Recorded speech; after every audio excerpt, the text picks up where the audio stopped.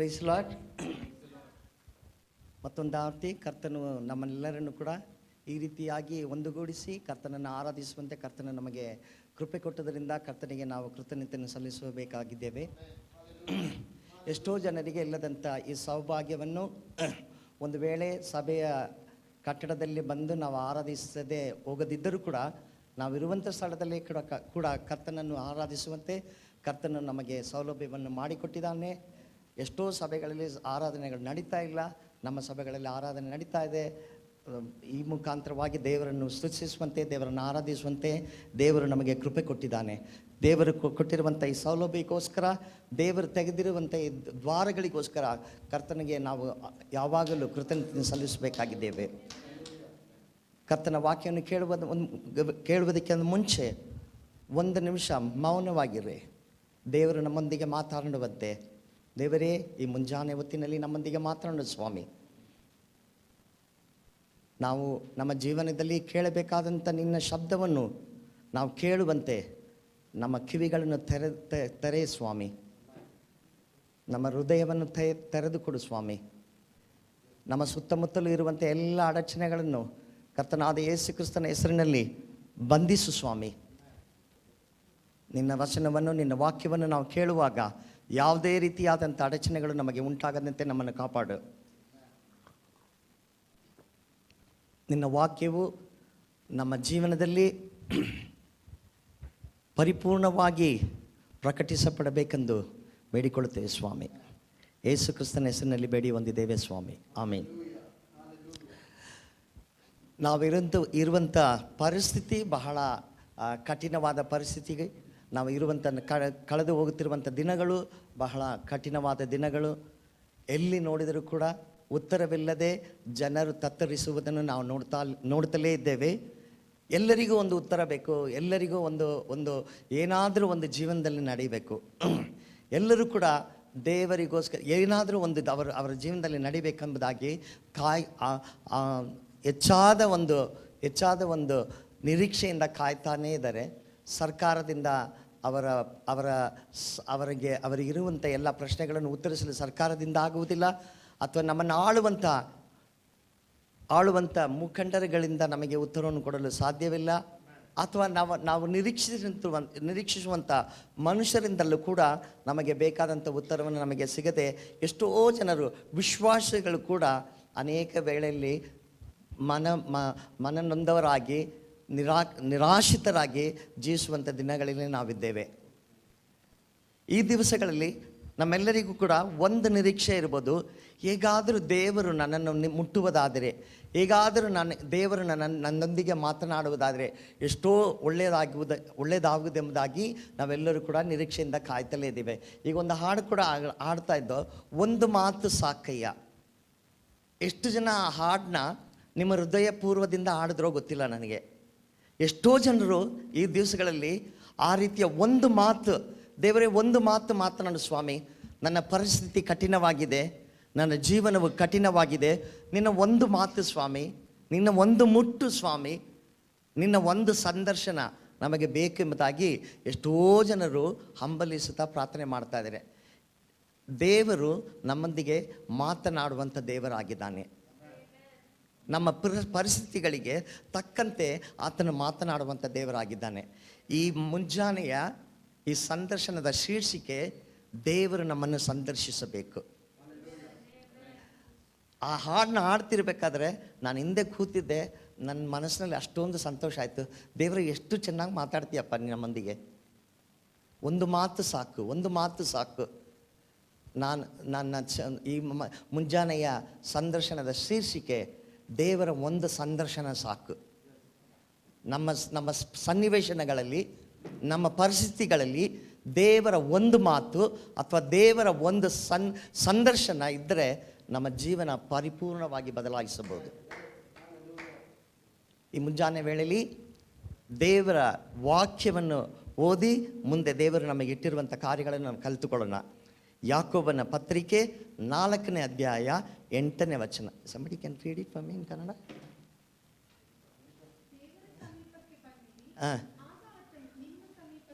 ದೇವರ ಸಮೀಪಕ್ಕೆ ಬನ್ನಿರಿ, ಆಗ ಆತನು ನಿಮ್ಮ ಸಮೀಪಕ್ಕೆ ಬರುವನು. ನಮ್ಮ ಪರಿಸ್ಥಿತಿಗಳು ದೇವರಿಂದ ನಮ್ಮನ್ನು ಅಗಲಿಸುವಂಥದ್ದಾಗಿದೆ. ನಮ್ಮ ಕಾಯಿಲೆಗಳು ನಮ್ಮನ್ನು ದೇವರಿಂದ ಅಗಲಿಸುವಂಥದ್ದಾಗಿದೆ. ನಮಗೆ ಉಂಟಾಗುವಂಥ ಅನೇಕ ಕಷ್ಟ ನಷ್ಟಗಳು ದೇವರಿಂದ ನಮ್ಮನ್ನು ಅಗಲಿಸುವಂಥದ್ದಾಗಿದೆ.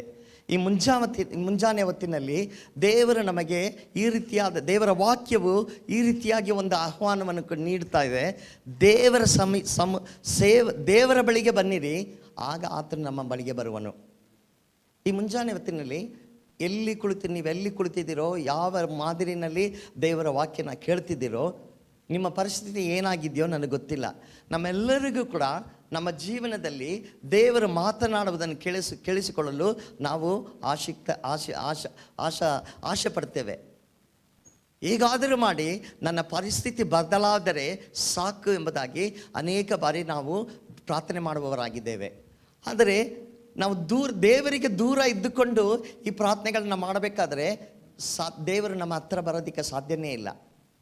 ದೇವರು ನಮ್ಮೊಂದಿಗೆ ಮಾತನಾಡಬೇಕಾದರೆ, ದೇವರು ನಮ್ಮ ಸನ್ನಿವೇಶಗಳನ್ನು ಬದಲಾಯಿಸಬೇಕಾದರೆ, ದೇವರು ನಮ್ಮ ಪರಿಸ್ಥಿತಿಗಳನ್ನು ಬದಲಾಯಿಸಬೇಕಾದರೆ, ಅದಕ್ಕೋಸ್ಕರ ನಾವು ಆಂತಕವಾಗಿ ಹಂಬಲಿಸುತ್ತಾ ಆತನು ಹುಡುಕುವವರಾಗಿರಬೇಕು. ದೇವರ ವಾಕ್ಯದಲ್ಲಿ ಅನೇಕ ಬಾರಿ ನಾವು ನೋಡ್ತೇವೆ, ದೇವರು ತನ್ನ ಜನರನ್ನು ಸಂಧಿಸುತ್ತಾನೆ. ಅವರವರ ಪರಿಸ್ಥಿತಿಗೆ ತಕ್ಕಂತೆ ಅವರವರನ್ನು ಸಂಧಿಸಿ ಅವರ ಪರಿಸ್ಥಿತಿಯನ್ನು ಮಾರ್ಪಡಿಸುವಂಥ ದೇವರಾಗಿದ್ದಾನೆ. ನಿನ್ನ ಪ್ರಾರ್ಥನೆಯನ್ನು, ನಿನ್ನ ಕೂಗನ್ನು, ನೀನು ಅಳುತ್ತಾ ಇರುವಂಥ ಆ ಅಳುವನ್ನು ದೇವರು ನೋಡಿ ಪಡುವಂಥ ದೇವರಲ್ಲ. ನಿನ್ನ ನಿನ್ನ ಯಾವುದೇ ಪರಿಸ್ಥಿತಿನಲ್ಲಿ ನೀನು ಆತನ ಬಳಿ ನೀನು ಕೂಗುವುದಾದರೆ ಆತನು ನಮ್ಮನ್ನು ಸಂದರ್ಶಿಸುವಂಥ ದೇವರಾಗಿದ್ದಾನೆ. ಈ ಮುಂಜಾನೆ ಹೊತ್ತಿನಲ್ಲಿ ದೇವರು ನಮ್ಮನ್ನು ಸಂದರ್ಶಿಸುವಂಥ ದೇವರು ನಮ್ಮನ್ನು ಸಂದರ್ಶಿಸಲು ಆತನು ಇಚ್ಛೆಯುಳ್ಳವನಾಗಿದ್ದಾನೆ. ಆತನ ಬಳಿ ನಾವು ಬರಬೇಕಾಗಿದೆ. ಬೈಬಲ್ನಲ್ಲಿ ಅನೇಕ ರೀತಿಯಲ್ಲಿ ಅನೇಕ ವ್ಯಕ್ತಿಗಳು ದೇವರ ಸಂದರ್ಶನವನ್ನು ಅನುಭವಿಸಿದ್ದಾರೆ. ದೇವರು ಒಂದು ವ್ಯಕ್ತಿಯನ್ನು ಸಂದರ್ಶಿಸುವುದಾದರೆ ಆ ವ್ಯಕ್ತಿಯು ಅದೇ ರೀತಿಯಾಗಿ ಇರುವುದಕ್ಕೆ ಸಾಧ್ಯವಿಲ್ಲ. ಆತನ ಜೀವನ ಮಾರ್ಪಡುತ್ತದೆ, ಆತನ ಪರಿಸ್ಥಿತಿ ಮಾರ್ಪಡುತ್ತದೆ, ಆತನ ಜೀವನದಲ್ಲಿ ಅನೇಕ ಬದಲಾವಣೆಗಳು ಉಂಟಾಗುತ್ತವೆ. ಈ ಮುಂಜಾನೆ ಹೊತ್ತಿನಲ್ಲಿ ಬೈಬಲ್ನಲ್ಲಿ ದೇವರ ವಾಕ್ಯದಲ್ಲಿ ಅನೇಕ ಜನರನ್ನು ದೇವರು ಸಂದರ್ಶಿಸುತ್ತಾನೆ. ಆಗ ಏನೇನೆಲ್ಲ ನಡೆಯಿತು, ಹೇಗೆ ನಡೆಯುತ್ತೆ ಎಂಬುದನ್ನು ನಾವು ಕಲಿಯಲಿದ್ದೇವೆ. ಮೊದಲನೇದಾಗಿ ಆದಿಕಾಂಡ 21ನೇ ಅಧ್ಯಾಯ 3ನೇ ವಾಕ್ಯ, 1 ಮತ್ತು 3ನೇ ವಾಕ್ಯದಲ್ಲಿ ನಾವು ಈಗ ನೋಡ್ತೇವೆ, ದೇವರು ಸಾರಾಳನ್ನು ಸಂದರ್ಶಿಸುತ್ತಾನೆ. ದೇವರು ಸಾರಾಳನ್ನು ಸಂದರ್ಶಿಸುತ್ತಾನೆ. ಸಾರಾಳ ಪರಿಸ್ಥಿತಿ ಬಗ್ಗೆ ನಮ್ಮೆಲ್ಲರಿಗೂ ಗೊತ್ತಿದೆ. ದೇವರು ಸಾರಾಳನ್ನು ಸಂಧಿಸಿದಾಗ ಅಲ್ಲಿ ಏನು ನಡೀತು?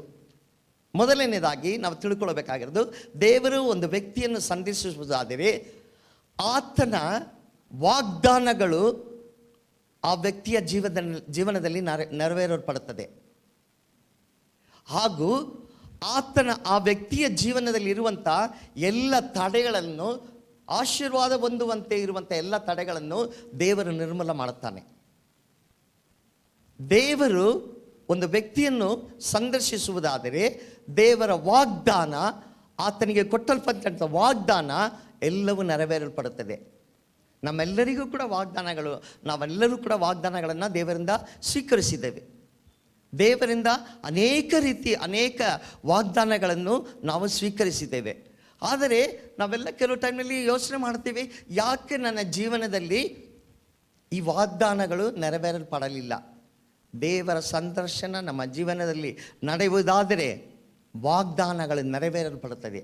ದೇವರು ಸಾರಾಳನ್ನು ಸಂಧಿಸಿದಾಗ ದೇವರು ಕೊಟ್ಟಂಥ ಎಲ್ಲ ವಾಗ್ದಾನಗಳು ಅವಳ ಜೀವಿತದಲ್ಲಿ ನೆರವೇರಲ್ಪಟ್ಟವು. ಎಷ್ಟು ಜನ ವಿಶ್ವಾಸಿಸ್ತೀರ ಅದನ್ನು? ನಾನು ಯಾವಾಗಲೂ ಬೈಬಲ್ನಲ್ಲಿ ಬೈಬಲ್ನಲ್ಲಿರುವಂಥ ವಾಕ್ಯಗಳನ್ನು ಓದುವಾಗ ಈ ರೀತಿ ನನ್ನನ್ನು ಉತ್ತೇಜನ ಮಾಡಿಕೊಡ್ತೀನಿ. ದೇವರೇ, ಸಾರಾಳನ್ನು ನೀನು ಸಂಧಿಸುವಾಗ ಅವಳ ಜೀವನದಲ್ಲಿ ನೀನು ಕೊಟ್ಟಂಥ ಎಲ್ಲ ವಾಗ್ದಾನಗಳು ನೆರವೇರುವುದಾದರೆ ನನ್ನನ್ನು ಯಾಕೆ ನೀನು ಸಂಧಿಸಬಾರದು? ನನ್ನ ಜೀವನದಲ್ಲಿ ನೀನು ಕೊಟ್ಟಂಥ ವಾಗ್ದಾನಗಳನ್ನು ಯಾಕೆ ನೆರವೇರಿಸಬಾರದು? ನನ್ನ ಜೀವಿತದಲ್ಲಿ ನೀನು ನನಗೆ ಆಶೀರ್ವದಿಸಬೇಕೆಂದು ಇಟ್ಟಿರುವಂಥ ಎಲ್ಲ ಆಶೀರ್ವಾದಗಳಿಗೆ ಉಂಟಾಗಿರುವಂಥ ಎಲ್ಲ ತಡೆಗಳನ್ನು ಯಾಕೆ ನಿರ್ಮೂಲ ಮಾಡಬಾರದು?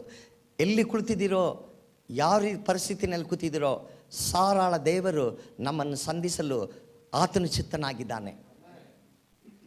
ಆತನು ಸಂಧಿಸುವಾಗ ನಾವು ಪರಿಪೂರ್ಣವಾಗಿ ಆತನ ವಾಗ್ದಾನವನ್ನು ನೆರವೇರುವುದನ್ನು ನಮ್ಮ ಜೀವನದಲ್ಲಿ ನಾವು ಕಾಣಲು ಸಾಧ್ಯವಾಗಿದ್ದೇವೆ. ನೀನು ಸಾರಾಳ ದೇವರನ್ನು ಆರಾಧಿಸುವುದಾದರೆ, ಸಾರಾಳಿಗೆ ಆತನು ಮಾಡಿದಂಥ ಎಲ್ಲ ವಾಗ್ದಾನಗಳನ್ನು ನೆರವೇರಿಸಲು ಆತನಿಗೆ ಸಾಧ್ಯವಿರುವುದಾದರೆ, ನಿನ್ನ ಜೀವಿತದಲ್ಲಿ ಕೂಡ ಇರುವ ದೇವರ ಆಶೀರ್ವಾದವನ್ನು ಪಡೆಯಲು ಇರುವಂಥ ಎಲ್ಲ ತಡೆಗಳನ್ನು ನಿರ್ಮೂಲ ಮಾಡಿ ಆತನ ವಾಗ್ದಾನವನ್ನು ಆತನು ನೆರವೇರಿಸಲು ಆತನು ಶಕ್ತನಾಗಿದ್ದಾನೆ ಈ ಮುಂಜಾನೆ ಹೊತ್ತಿನಲ್ಲಿ. ಎರಡನೆಯದಾಗಿ, ದೇವರು ಒಂದು ವ್ಯಕ್ತಿಯನ್ನು ಸಂದರ್ಶಿಸುವುದಾದರೆ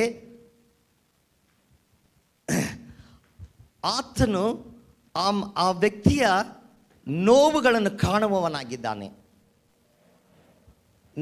ಆ ನೋವನ್ನು ಕಂಡು ಆ ನೋವಿನಿಂದ ನಮ್ಮನ್ನು ಬಿಡಿಸಲು ಆತನು ಸಾಧ್ಯನಾಗಿದ್ದಾನೆ.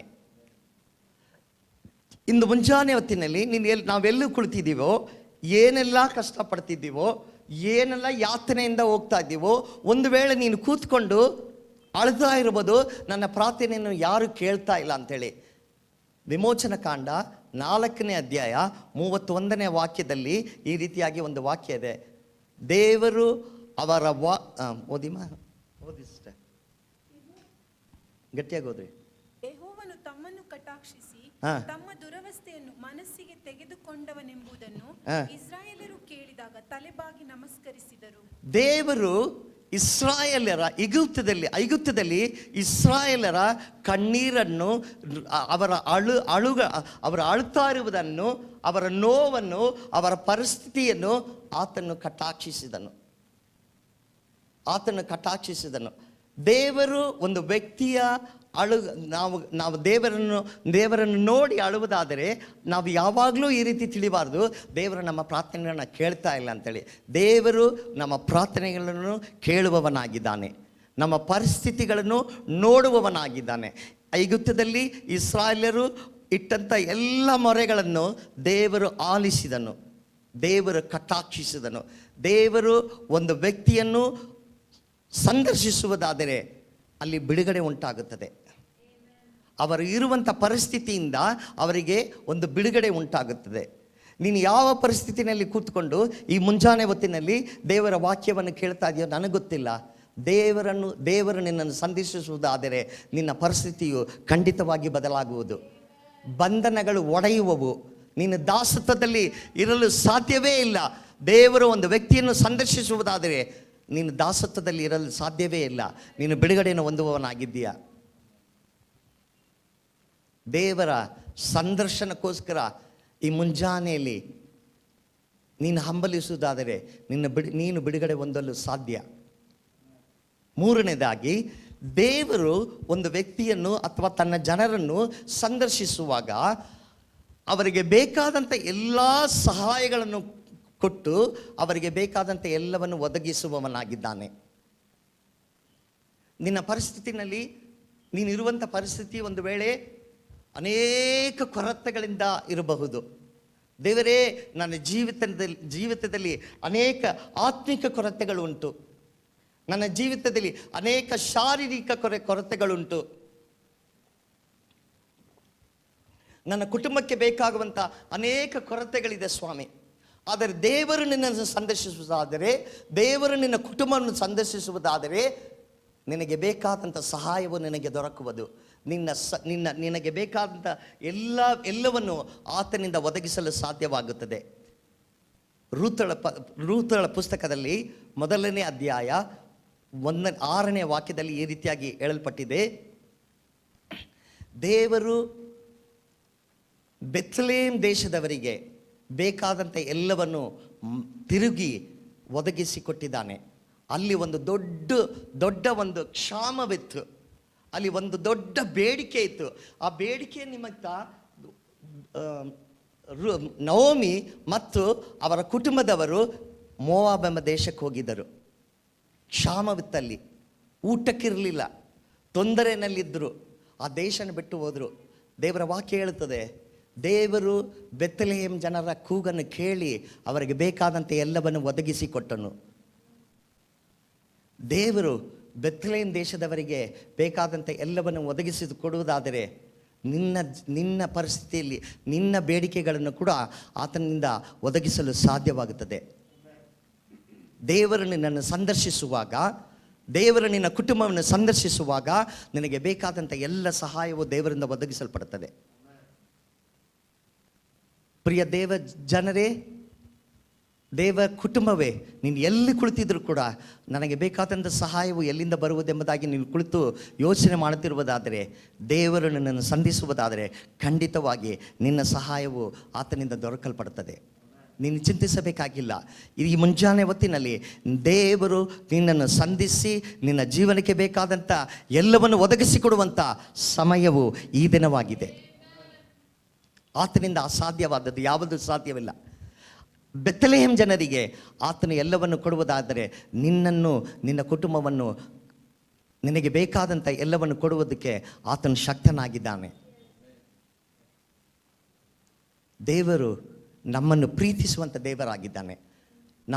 ನಮ್ಮ ಪರಿಸ್ಥಿತಿಯನ್ನು ಅರಿತು ನಮ್ಮ ಪರಿಸ್ಥಿತಿಗೆ ತಕ್ಕಂತೆ ನಮ್ಮನ್ನು ಸಂದರ್ಶಿಸಿ ನಮಗೆ ಬೇಕಾದಂಥ ಎಲ್ಲವನ್ನು ಕೊಡುವಂಥ ದೇವರಾಗಿದ್ದಾನೆ.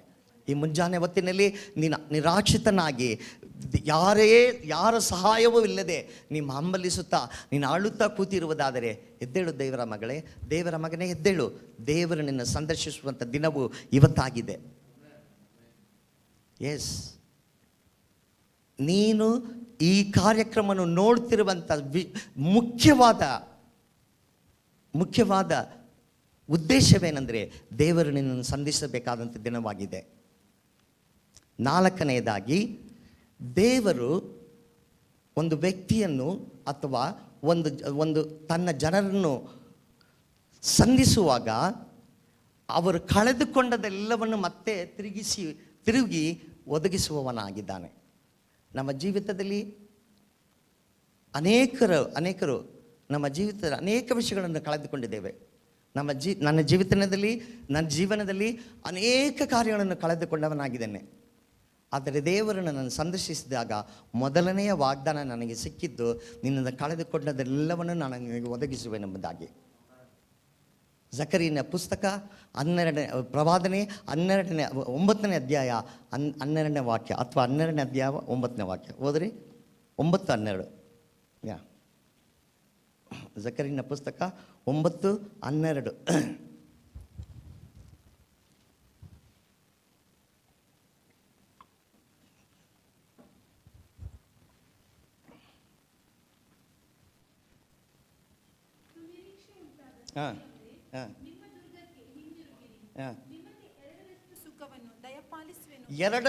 ಎರಡರಷ್ಟು ಸುಖವನ್ನು ನಾನು ದಯಪಾಲಿಸುವೆನು. I will give you the double portion of what you have lost. ದೇವರು ನಮ್ಮನ್ನು ಪ್ರೀತಿಸುವಂಥ ದೇವರಾಗಿದೆ. ನೀನು ಕಳೆದುಕೊಂಡದರೆಲ್ಲ ಹೋಗಲಿ ಬಿಡು ಎಂದು ಹೇಳುವಂಥ ದೇವರಲ್ಲ. ನೀನು ಕಳೆದುಕೊಂಡಂಥ ಸಮಾಧಾನವನ್ನು, ನಿನ್ನ ಕಳೆದುಕೊಂಡಂಥ ಸಂತೋಷವನ್ನು, ನಿನ್ನ ಕಳೆದುಕೊಂಡಂಥ ಎಲ್ಲ ಆಸ್ತಿ ಪಾಸ್ತಿಗಳನ್ನು, ನಿನ್ನ ಕಳೆದುಕೊಂಡಂಥ ಒಳ್ಳೆಯ ಆರೋಗ್ಯವನ್ನು ಆತನ ತಿರುಗಿ ನಿನಗೆ ಕೊಡಲು ಆತನಿಂದ ಸಾಧ್ಯವಾಗುತ್ತದೆ.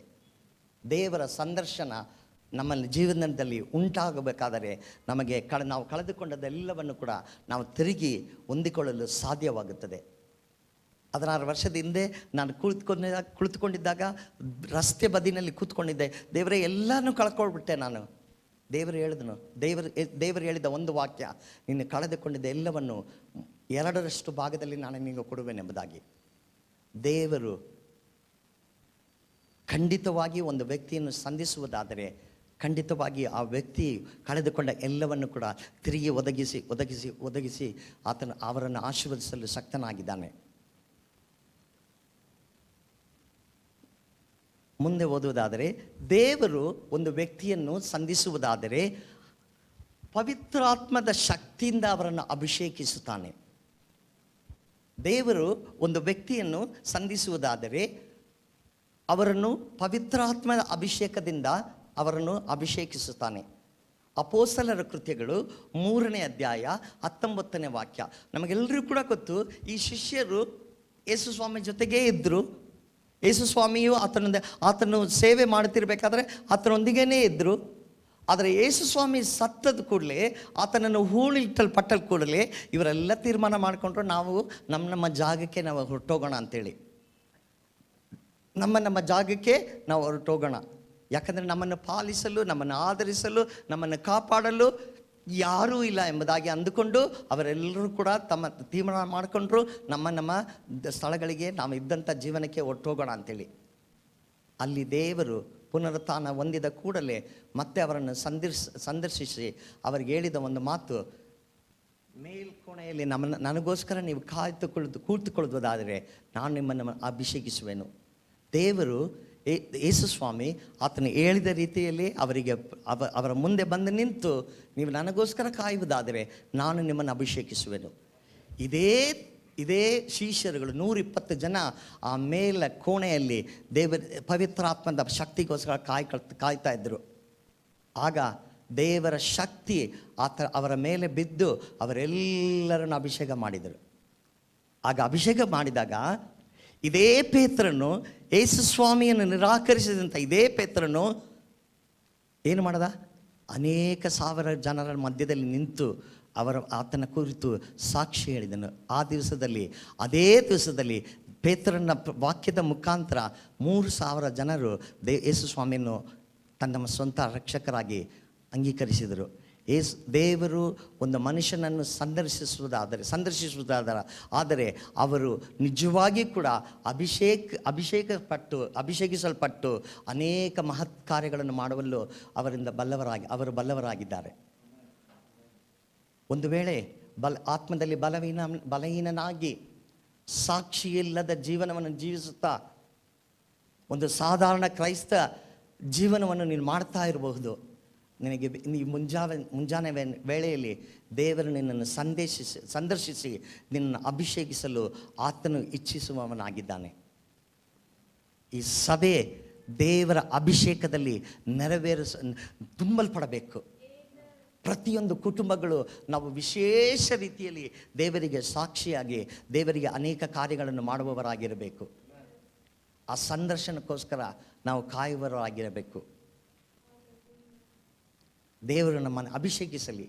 ನೀವು ಎಲ್ಲೇ ಇದ್ದರೂ ಕೂಡ, ನೀನು ಒಂದು ಸಾಧಾರಣ ಯುವಕನಾಗಿರ್ಬೋದು, ಯುವತಿ ಆಗಿರ್ಬೋದು, ದೇವರು ನಿನ್ನನ್ನು ಅಭಿಷೇಕಿಸಿ ನಿನ್ನನ್ನು ಆಶೀರ್ವದಿಸಲು ಆತನು ನಿನ್ನನ್ನು ಸಂದರ್ಶಿಸುವವನಾಗಿದ್ದಾನೆ. Yes, this morning God is going to anoint one young person wherever you are seated. Yes, this is your appointed time. ಇದು ನಿನಗೆ ನಿರ್ದಿಷ್ಟಪಟ್ಟಿದಂಥ ಸಮಯವಾಗಿದೆ. ದೇವರನ್ನು ಸಂದರ್ಶಿಸುವನು, ಪವಿತ್ರಾತ್ಮವು ನಿನ್ನನ್ನು ಮುಟ್ಟುವುದು ಈ ಮುಂಜಾನೆ ಹೊತ್ತಿನಲ್ಲಿ. ಎಸ್, ಮುಂದೆ ಓದುವುದಾದರೆ, ದೇವರು ಒಂದು ವ್ಯಕ್ತಿಯನ್ನು ಸಂದರ್ಶಿಸುವುದಾದರೆ ನೀನು ಆತನಿಂದ ಪ್ರೀತಿಸಲ್ಪಟ್ಟವನು ಎಂಬುದನ್ನು ಗುರುತಿಸಲು ನಿನಗೆ ಒಂದು ಸೂಚನೆಯನ್ನು ಕೊಡುವನು. ಒಂದು ವೇಳೆ ನನ್ನ ಯಾರೂ ಪ್ರೀತಿಸ್ತಾ ಇಲ್ಲ, ನೋಬಡಿ ಇಸ್ ಲವಿಂಗ್ ಮೀ, ನನ್ನನ್ನು ಯಾರು ಕೂಡ ಗಮನಕ್ಕೆ ಹಚ್ಕೊಳ್ತಾ ಇಲ್ಲ ಎಂಬುದಾಗಿ ಕುಳಿತು ನೀನು ಅಳ್ತಾ ಇರುವುದಾದರೆ, he proves that you are lovable. ನೀನು ದೇವರ ಪ್ರೀತಿಯಿಂದ ಪ್ರೀತಿಸಲ್ಪಟ್ಟವನು ಎಂಬುದಾಗಿ ದೇವರು ಈ ಮುಂಜಾನೆ ಹೊತ್ತಿನಲ್ಲಿ ಆತನ ಸಂದರ್ಶನದಿಂದ ನಿಮಗೆ ತೋರಿಸುವನು. ಲೂಕನ ಸುವಾರ್ತೆಯಲ್ಲಿ 8ನೇ ಅಧ್ಯಾಯ 25ರಿಂದ 34 ವಾಕ್ಯಗಳನ್ನು ನಾವು ಓದುವಾಗ, ಅಲ್ಲಿ 12 ವರ್ಷ ಒಂದು ಸ್ತ್ರೀಯು ಒಂದು ಕಾಲಿನಲ್ಲಿದ್ಲು. ದೇವರ ವಾಕ್ಯ ಈ ರೀತಿಯಾಗಿ ಹೇಳಲ್ಪಡುತ್ತದೆ. ಆಕೆಯ ಕಾಯಿಲೆಯನ್ನು ಕೂಡ ಬಾಯಿ ತೆಗೆದು ಎಲ್ಲರ ಮುಂದೆ ಕೂಡ ಹೇಳಲು ಅಸಾಧ್ಯವಾಗ್ತಾ ಇತ್ತು. She was very embarrassed. ಸಂಕೋಚದಿಂದ ಇದ್ಲು ಅವಳು. ಹೇಗೆ ಈ ರೀತಿಯಾಗಿ ಹೇಳೋದು? ದೇವರ ವಾಕ್ಯ ಹೇಳುತ್ತದೆ, ಅವಳು ಸಾಕಷ್ಟು ಹಣಕಾಸುಗಳನ್ನೆಲ್ಲ ಖರ್ಚು ಮಾಡಿ ಆತಳು ಎಲ್ಲೆಲ್ಲೆಲ್ಲ ಹೋಗ್ಬೇಕೋ ಎಲ್ಲ ಕಡೆಗೂ ಹೋಗಿ ಎಲ್ಲವನ್ನು ಪ್ರಯತ್ನ ಪಟ್ಟಳು. ಯಾರಿಂದಲೂ ಅವಳಿಗೆ ಸುಖವನ್ನು ಕೊಡಲು ಸಾಧ್ಯವಾಗಲಿಲ್ಲ. ಅಲ್ಲಿ ಒಂದು ದೊಡ್ಡ ಜನರ ಸಮೂಹ ಇತ್ತು. ಆ ಜನರ ಸಮೂಹದಲ್ಲಿ ಅವಳು ಯೇಸು ಸ್ವಾಮಿಯನ್ನು ಮುಟ್ಟಿದಳು. ಯೇಸು ಸ್ವಾಮಿಯ ಅಂಗಿಯ ತುದಿಯನ್ನು ಮುಟ್ಟಿದಳು. ಆಗ ದೊಡ್ಡ ಗುಂಪು ಯೇಸು ಸ್ವಾಮಿಯನ್ನು ಹಿಂಬಾಲಿಸುತ್ತಾ ಹೋಗ್ತಾ ಇತ್ತು. ದೊಡ್ಡ ಗುಂಪು ಯೇಸು ಸ್ವಾಮಿಯನ್ನು ಹಿಂಬಾಲಿಸುತ್ತಾ ಹೋಗ್ತಾ ಇತ್ತು. ಆದರೆ ಆ ದಿನ ಆಕೆಯನ್ನು ದೇವರು ಸಂದರ್ಶಿಸುವ ದಿನವಾಗಿತ್ತು. ಆದುದರಿಂದ ಆ ದೊಡ್ಡ ಗುಂಪು ಯೇಸು ಸ್ವಾಮಿಯನ್ನು ಹಿಂಬಾಲಿಸ್ತಾ ಹೋಗ್ತಾ ಇತ್ತು. ಆದರೆ ಆ ದೊಡ್ಡ ಗುಂಪನ್ನು ಯೇಸು ಸ್ವಾಮಿಯನ್ನು ಅಲ್ಲಿ ನಿಲ್ಲಿಸಿ ಈ ಸ್ತ್ರೀಯನ್ನು ಸಂಧಿಸಿದನು. Amazing isn't it? ದೊಡ್ಡ ಗುಂಪು ಯೇಸು ಸ್ವಾಮಿಯನ್ನು ಹಿಂಬಾಲಿಸ್ತಾ ಇತ್ತು. ಆದರೆ ದೊಡ್ಡ ಗುಂಪನ್ನು ನಿಲ್ಲಿಸಿ ಈ ಸ್ತ್ರೀಯನ್ನು ದೇವರು ಸಂಧಿಸಿದನು. ದೇವರ ವಾಕ್ಯ ಈ ರೀತಿಯಾಗಿ ಹೇಳುತ್ತದೆ, ಆಕೆಯು ಆ ಕ್ಷಣವೇ ಸುಖ ಹೊಂದಿದ್ದಳೆಂಬುದಾಗಿ. ಆಗ ಆತಳಿಗೆ ಗೊತ್ತಾಯ್ತು, ನನ್ನನ್ನು ಯಾರೂ ಪ್ರೀತಿಸಲಿಲ್ಲ ಅಂದರೂ ಕೂಡ ಯೇಸು ಸ್ವಾಮಿಯು ನನ್ನನ್ನು ಪ್ರೀತಿಸುತ್ತಾ ಇದ್ದಾನೆ ಎಂಬುದಾಗಿ. ಯೇಸು ಸ್ವಾಮಿಯು ನನ್ನನ್ನು ಪ್ರೀತಿಸ್ತಾ ಇದ್ದಾನೆ ಎಂಬುದಾಗಿ ಆಕೆಗೆ ಆಗ ಅರಿವಾಯಿತು. ಒಂದು ವೇಳೆ ನನ್ನನ್ನು ಯಾರೂ ಪ್ರೀತಿಸ್ತಾ ಇಲ್ಲ, ನನ್ನ ಸಮಸ್ಯೆನ ಯಾರ ಕೈಯಲ್ಲೂ ಹಂಚ್ಕೊಳ್ಳೋಕ್ಕಾಗ್ತಾ ಇಲ್ಲ, ನನ್ನ ಪರಿಸ್ಥಿತಿಯು ಇಷ್ಟೊಂದು ಕಠಿಣವಾಗಿದೆ ಎಂಬುದಾಗಿ ಕೂತುಕೊಂಡು ನೀನು ಅಳುತ್ತಾ ಇರುವುದಾಗಿದ್ದರೆ, ಈ ಮುಂಜಾನೆ ಹೊತ್ತಿನಲ್ಲಿ ಆ ಸ್ತ್ರೀಯನ್ನು ಸಂಧಿಸಿದಂಥ ದೇವರು ನಿನ್ನನ್ನು ಸಂಧಿಸಲು ಆಸಕ್ತನಾಗಿದ್ದಾನೆ. ಒಂದು ವೇಳೆ ಆತನು ನಿನ್ನನ್ನು ಮುಟ್ಟುವುದಾದರೆ ಅಥವಾ ಆತನು ನಿನ್ನನ್ನು ಸಂಧಿಸುವುದಾದರೆ, ನೀನು ಕಾಯಿಲೆಯಲ್ಲಿ ಸಾಧ್ಯವಿಲ್ಲ, ಇರಲು ಸಾಧ್ಯವಿಲ್ಲ. ಕೂಡಲೇ ನೀನು ಕಾಯಿಲೆಯಿಂದ ಖಂಡಿತವಾಗಿ ದೇವರು ನಿನಗೆ ಗುಣಪಡಿಸಲು ಸಾಧ್ಯವಾಗಿದ್ದಾನೆ. ದೇವರು ನಿನ್ನನ್ನು ಪ್ರೀತಿಸುತ್ತಾನೆ. ಅದಕ್ಕೋಸ್ಕರ ಆತನು ನಿನ್ನನ್ನು ವಾಸಿ ಮಾಡುತ್ತಾನೆ. ದೇವರು ನನ್ನನ್ನು ವಾಸಿ ಮಾಡುವ ಉದ್ದೇಶ ಏನಪ್ಪ ಅಂದರೆ, ಈ ಲವ್ಸ್ ಮೀ. ಆ ಸನ್ನಿವೇಶದಿಂದ ನಾನು ಕಳೆದುಕೊಂಡಿದ್ದ ಒಂದು ಎಷ್ಟು ದೇವರು ಎಷ್ಟರ ಮಟ್ಟಿಗೆ ಆಕೆಗೆ ತೋರಿಸ್ಕೊಟ್ಟ, ಮಗಳೇ ನೀನು ನನ್ನಿಂದ ಪ್ರೀತಿಸಲ್ಪಟ್ಟವಳು, ಯು ಆರ್ ಲವಬಲ್, ನನ್ನಿಂದ ಪ್ರೀತಿಸಲ್ಪಟ್ಟವಳು. ಸಮಾಜ ನಿನ್ನನ್ನು ತೊರೆದಿರಬಹುದು, ನಿನ್ನ ಕುಟುಂಬ ನಿನ್ನ ತೊರೆದಿರಬಹುದು, ನಿನಗೆ ಬೇಕಾದವರೆಲ್ಲರೂ ಕೂಡ ನಿನ್ನನ್ನು ತೊರೆದಿರಬಹುದು, ಆದರೆ ನಾನು ನಿನ್ನನ್ನು ಪ್ರೀತಿಸುತ್ತೇನೆ. That's why I stop here. I stopped entire crowd for your sake. ಎಲ್ಲ ಜನ ಸಮೂಹವನ್ನು ನಿಲ್ಲಿಸಿ ನಿನ್ನನ್ನು ಸಂದೇಶವನ್ನಾಗಿದೆ. God's visitation will bring the divine healing in the person's life. Amazing isn't it? When God visits a person, there is a divine healing, instant healing. ಮುಂದೆ ನೋಡುವುದಾದರೆ, ದೇವರು ನಿನ್ನನ್ನು ಸಂಧಿಸುವುದಾದರೆ, ನಿನ್ನ ಎಲ್ಲ ನಿರೀಕ್ಷೆ ಎಷ್ಟೋ ವರ್ಷಗಳಿಂದ ಆಂತಕವಾಗಿ ಕಾಯುತ್ತಿರುವ ದಿನಗಳು ಮುಗಿದು ಹೋಗುತ್ತವೆ. Yes, when God visits a person, the waiting period will be over. You don't need to wait anymore. ನೀನು ಮತ್ತೆ ಕಾಯುವುದು ಬೇಕಾಗಿಲ್ಲ. ಯೋಹಾನ ಸುವಾರ್ತೆಯಲ್ಲಿ 5ನೇ ಅಧ್ಯಾಯದಲ್ಲಿ ಬೆಥೆಸ್ದಾ ಕೊಳದ ಬದಿಯಲ್ಲಿ ಒಂದು ವ್ಯಕ್ತಿಯು ಅಲ್ಲಿ ಕುಳಿತಿದ್ದ, 36 ವರ್ಷ ಕುಳಿತಿದ್ದ. ಆ ವಾಕ್ಯನ ಓದ್ರಿ ನೀವು. ಆತನು ಪ್ರತಿ ಸಲ ಯಾರಾದರೂ ಆ ಕಡೆ ಹೋಗ್ಬೇಕಾದ್ರೆ ಕೂಗ್ತಾನೆ. ಆ ದಿನ ಯೇಸು ಸ್ವಾಮಿಯು ಆತನ ಬಳಿಗೆ ನಡೆದು ಹೋಗ್ತಿರ್ಬೇಕಾದ್ರೆ ಆತನನ್ನು ಕೂಗಿ ಆತನು ತನ್ನ ಹೃದಯದಲ್ಲಿರುವುದನ್ನೆಲ್ಲವನ್ನೇ ಹೇಳ್ಕೊಳ್ತಾನೆ. ನನಗೆ ಸಹಾಯ ಮಾಡಲು ಯಾರೂ ಇಲ್ಲ, ಎಲ್ಲರೂ ಬರ್ತಾರೆ, ಎಲ್ಲರೂ ಹೋಗ್ತಾರೆ. ಆಗಾಗ ದೇವರ ದೂತರು ಬಂದು ಈ ಕೊಳವನ್ನು ಮುಟ್ಟಿ ಹೋಗ್ತಾರೆ.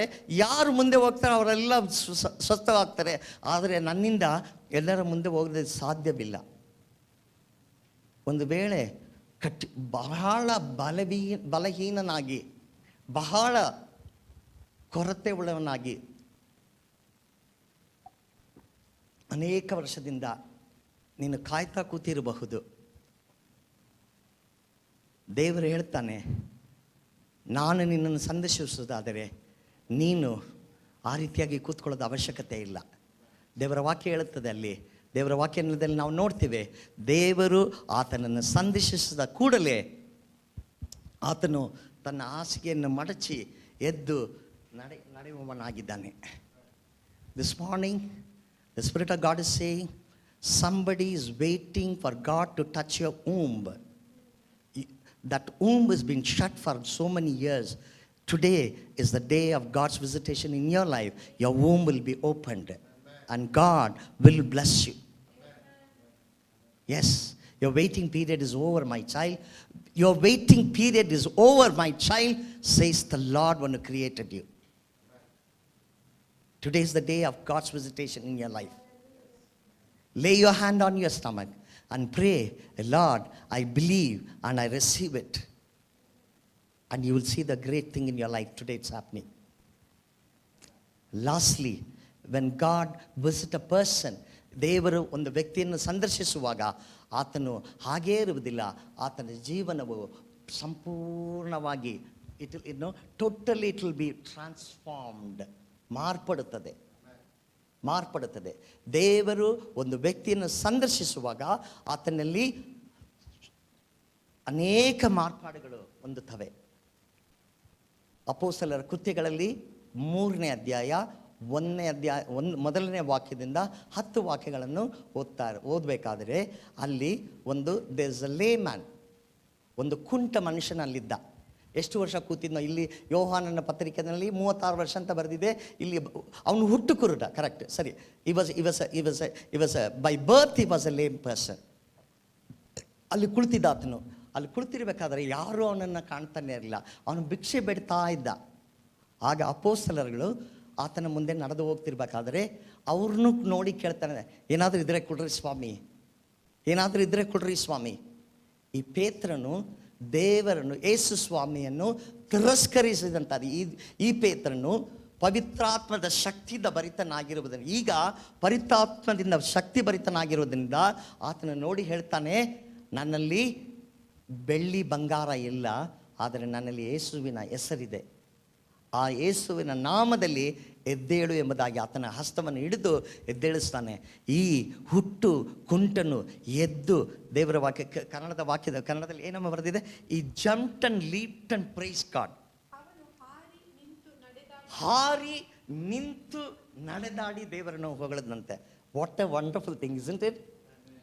When God visits a person, when ದೇವರು ಒಂದು ವ್ಯಕ್ತಿಯನ್ನು ಸಂದರ್ಶಿಸುವುದಾದರೆ ನೀನು ಕುಂಟನಾಗಿ ಕೂತ್ಕೊಳ್ಳಬೇಕಾಗಿಲ್ಲ. ನನ್ನ ಜೀವನದಲ್ಲಿ ಎಲ್ಲವೂ ಸೋಲು, ನಾನು ಮಾಡಿದ ಎಲ್ಲವೂ ವ್ಯರ್ಥವಾಗಿದೆ, ಯಾವುದರಲ್ಲೂ ಸಫಲವಿಲ್ಲ, ಯಾವುದರಲ್ಲೂ ಯಶಸ್ವಿ ಇಲ್ಲ, ನೊಂದವನಾಗಿ ನೀನು ಕುಳಿತಿರಬಹುದು. ದೇವರನ್ನು ನಿನ್ನನ್ನು ಸಂದರ್ಶಿಸುವುದಾದರೆ ಏನಮ್ಮದು? ಮತ್ತೆ ಹೇಳು. ಹಾರಿ ನಿಂತು ನಡೆದಾಡಿ ದೇವರನ್ನು ಆರಾಧಿಸುತ್ತಾನೆ. Arise, this is your time. ಎದ್ದೇಳು. ಈ ಮುಂಜಾನೆ ಹೊತ್ತಿನಲ್ಲಿ ದೇವರು ನಿನ್ನನ್ನು ಸಂದರ್ಶಿಸುವ ದಿನವಾಗಿದೆ. ನಿನ್ನ ಹಸ್ತವನ್ನು ದೇವರಿಗೆ ಕೊಡು. ದೇವರೇ, ನನ್ನನ್ನು ಮುಟ್ಟು. Just touch me Lord. ಆತನ ನಿನ್ನನ್ನು ಮುಟ್ಟುವುದಾದರೆ you will jump and leap and praise God. ಹಾರಿ ಕುಣಿದಾಡಿ ದೇವರನ್ನು ಆರಾಧಿಸುವಂಥ ದಿನವೂ ಈ ದಿನವಾಗಿದೆ ನಿನಗೆ. ದೇವರನ್ನು ನಮ್ಮ ಸಂದರ್ಶಿಸಬೇಕಾದರೆ ಈಗ ಕೆಲವು ಬೈಬಲ್ನಲ್ಲಿ ಇರುವಂಥ ಅನೇಕ ವಿಷಯಗಳ ಸಂಗತಿಗಳನ್ನು ನಾವು ನೋಡಿದ್ವಿ. ದೇವರು ಒಂದು ವ್ಯಕ್ತಿಯನ್ನು ಸಂದರ್ಶಿಸಬೇಕಾದರೆ ನಾವು ಮಾಡಬೇಕಾದಂಥ ವಿಷಯವೇನು? What is that we have to do?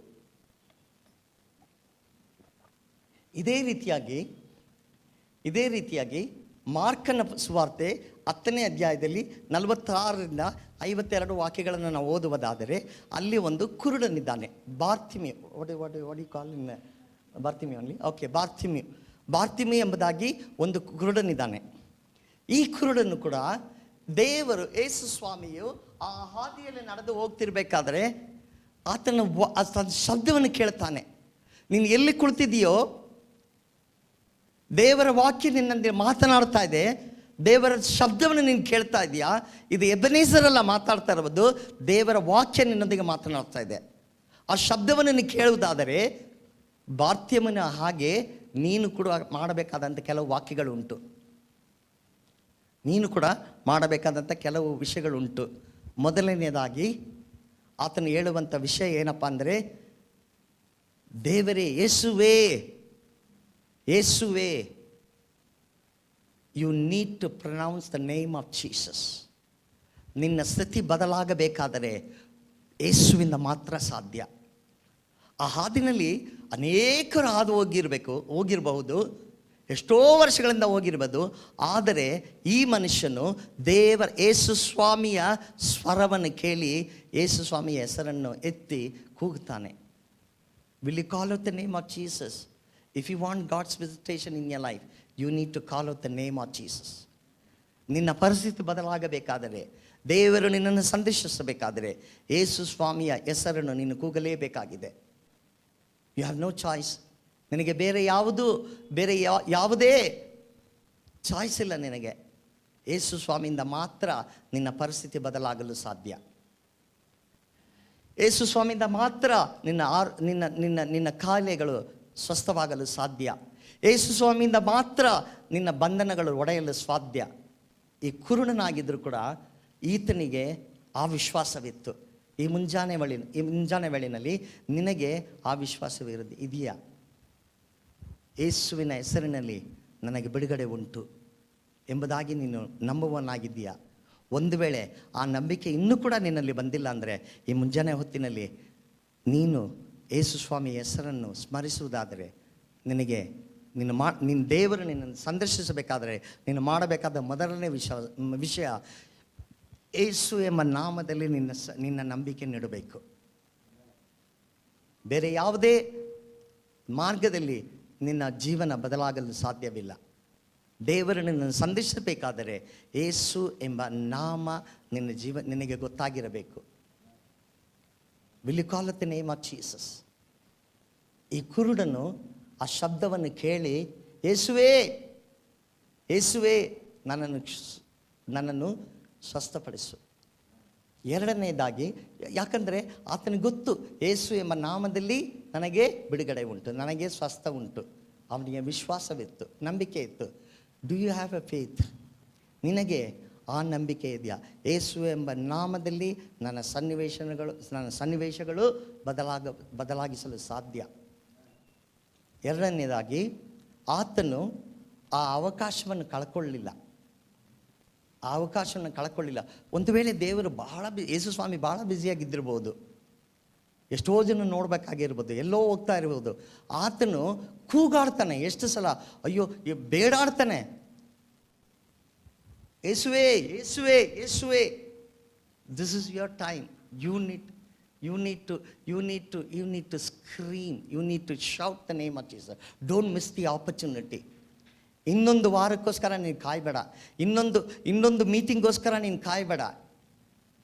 ಈ ಮುಂಚಾನೆ ವೇಳೆಯಲ್ಲಿ ಆ ಯೇಸುವಿನ ಹೆಸರನ್ನು ಕೂಗಿ ಕೇಳು, ನಾನು ಈ ಸನ್ನಿವೇಶ ನಾನು ಕಳ್ಕೊಳ್ಳಲು ಇಷ್ಟವಿಲ್ಲ ಸ್ವಾಮಿ.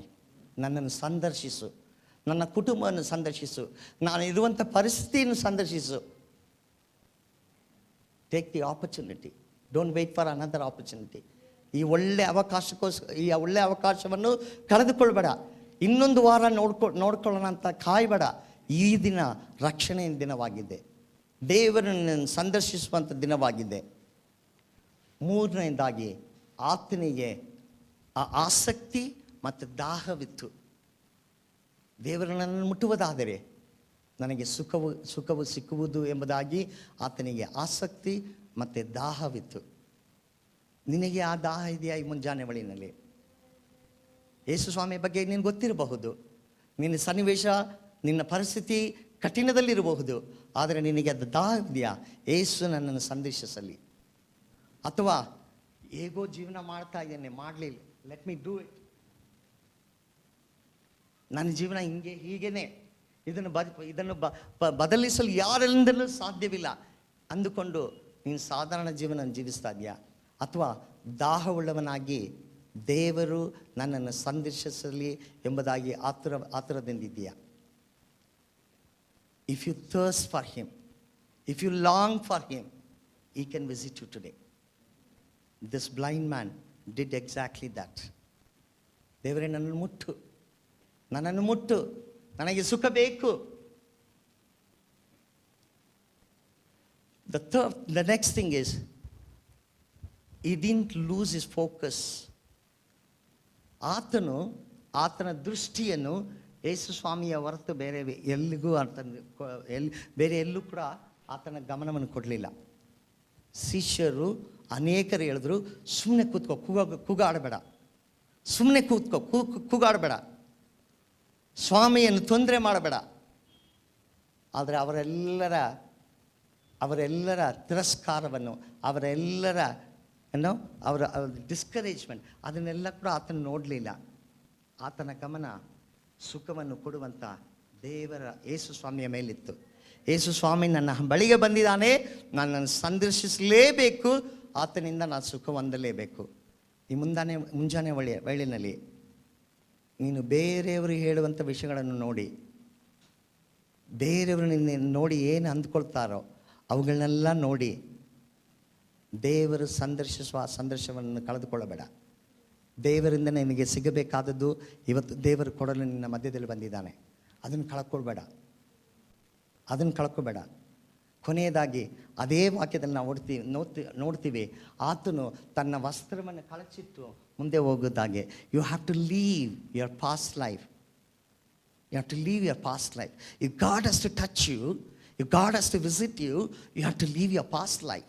You cannot hold everything belong to you and still say, Lord bless me. ನನ್ನ ಕೈನಲ್ಲಿ ಎಲ್ಲ ಹಳೆ ಕಾರ್ಯಗಳನ್ನೆಲ್ಲ ಇಟ್ಕೊಂಡು ದೇವರೇ ನನ್ನನ್ನು ಆಶೀರ್ವದಿಸು ಅಂತ ಹೇಳಕ್ಕೆ ಸಾಧ್ಯ ಇಲ್ಲ.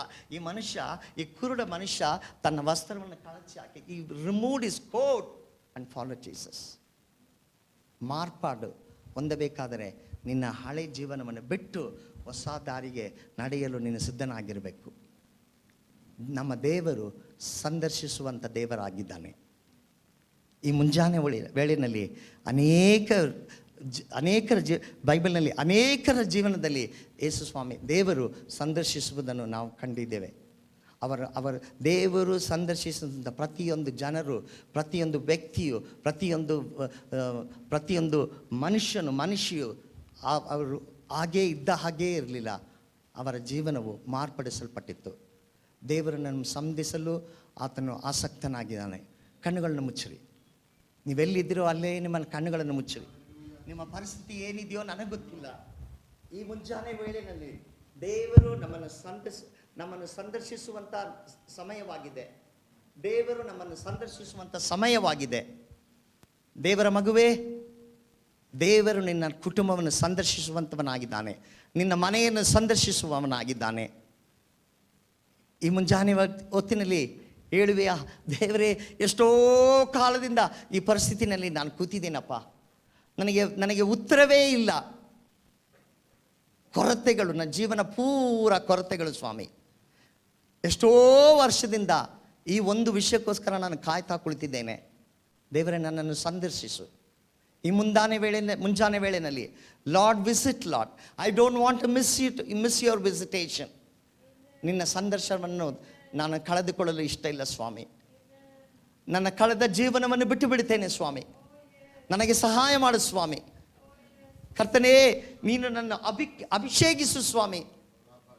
ನನ್ನನ್ನು ಅಭಿಷೇಕಿಸು ಸ್ವಾಮಿ. ನಾನು ಇದ್ದ ಹಾಗೇ ಇಲ್ಲ ಸ್ವಾಮಿ.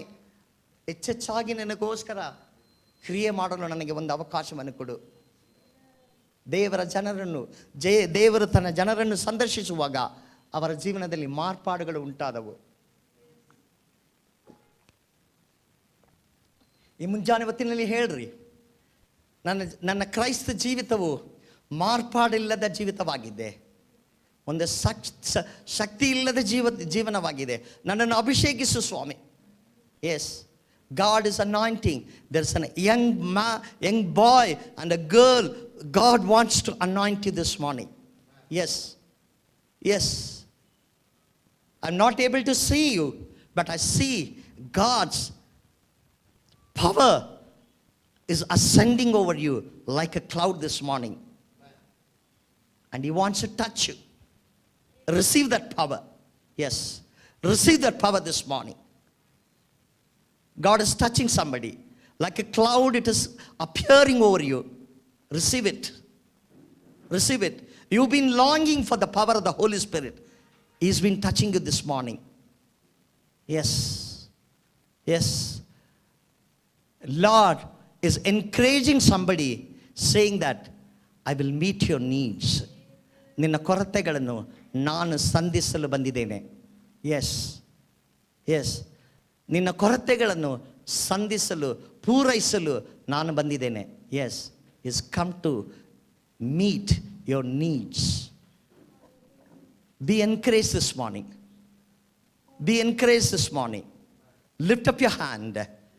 Tell the enemy, don't discourage me anymore. Today is my God is visiting me. Today is my visitation time. I will receive. Everything is due to me.